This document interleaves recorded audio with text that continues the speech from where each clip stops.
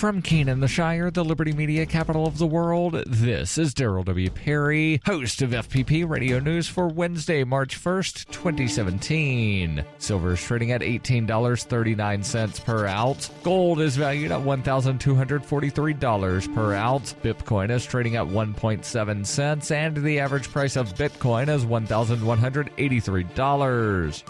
Antiwar.com reports having vetoed a Western-backed UN Security Council effort to punish Syria. Russian officials on Tuesday were critical of the timing of the effort, saying it would only have a negative impact on the ongoing UN-backed peace talks in Geneva. Deputy Foreign Minister Gennady Gatilov insisted it's counter-constructive, saying that meetings with the opposition would end up in a negative climate because of the way the resolution, which nominally targeted Syria for chemical weapons use, was put forward. Russia, along with Turkey and Iran, brokered a ceasefire weeks ago, which gave way to some peace talks in Astana, and those have continued with UN talks in Geneva, though the UN mediators have said they don't hold out a lot of hope that this round of talks will be more successful than the last one. The Security Council efforts clearly wasn't part of the plan. There was no surprise that Russia and China both stepped forward on vetoing the resolution, and in a lot of cases, they would not bother to bring up a resolution to a vote in the first place, knowing that a veto is coming. Such votes tend to be designed for diplomatic purposes, but in this case, the Russians see that purpose as about derailing the talks.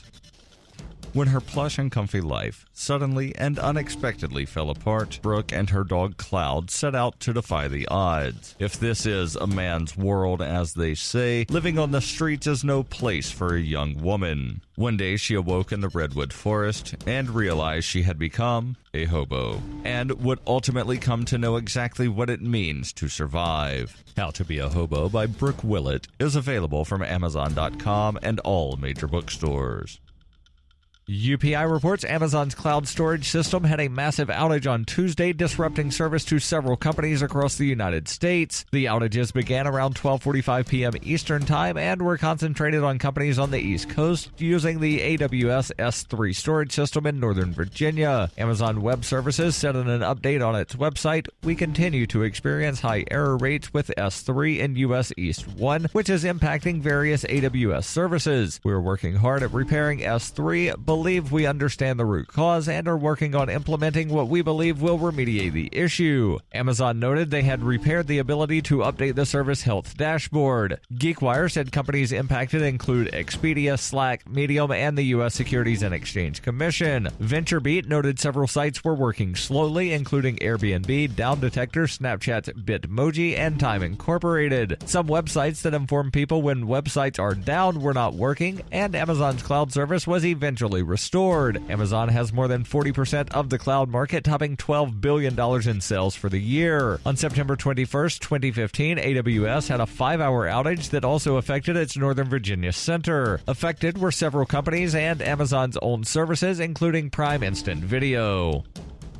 For nearly 40 years, Roberts & Roberts Brokerage has been a trusted source for buying and selling precious metals like gold and silver. They also take Bitcoin for precious metal purchases and have permanently removed the minimum purchase amount for all orders paid in the digital currency. Call Roberts & Roberts today for knowledgeable advice on buying and selling precious metals and a forward-thinking approach to new technologies. 800-874-9760 or visit online at rrbi.co.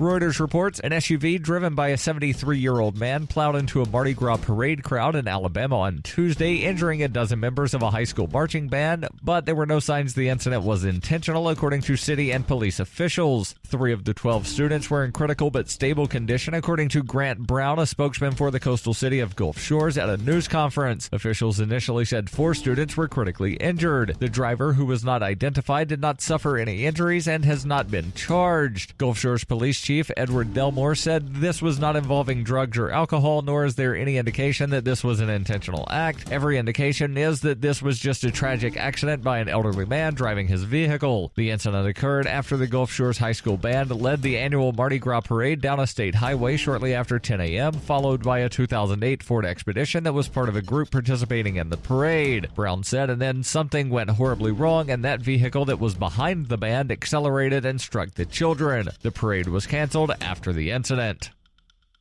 This has been FPP Radio News, online at fppradio.com.